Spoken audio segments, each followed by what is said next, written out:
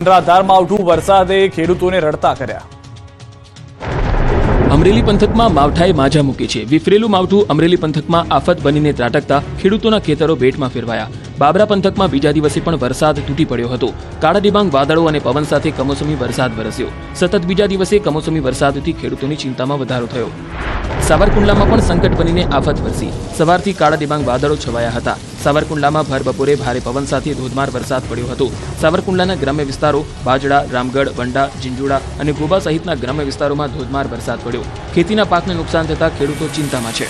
તબાહીના દ્રશ્યો રાજુલાના છે. રાજુલા પંથકમાં પવન સાથે વરસાદ પડ્યો. છતડિયા, હિંડોરણા, ખાખબાઈ સહિતના ગામડામાં વરસાદ મુસીબત લઈને આવ્યો હતો. ભારે વરસાદના કારણે ખેડૂતોની મુશ્કેલી વધી. જાફરાબાદ દરિયાકાંઠે માછીમારોને દરિયો ન ખેડવા સૂચના આપવામાં આવી. ધારીમાં પણ માવઠાએ દબદબાટી બોલાવી. ધારી શહેર સાથે ગ્રામ્ય વિસ્તારોમાં કમોસમી વરસાદ પડ્યો. ધારી, ચલાલા, જર, મોરજર, વીરપુર, માધુપુર, હોડલી, છતડિયા સહિતના ગામોમાં માવઠું ત્રાટક્યું હતું. અવિરત વરસાદને કારણે ખેતીપાક સાથે બાગાયતી પાકોને નુકસાન થઈ શકે.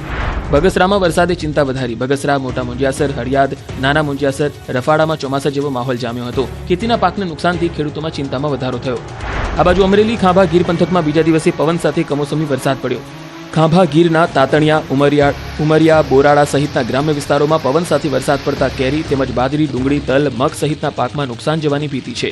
જગતના તાતને મોત સુધી આવેલો કોળિયો છીનવાઈ જવાની ભીતિ સતાવી રહી છે.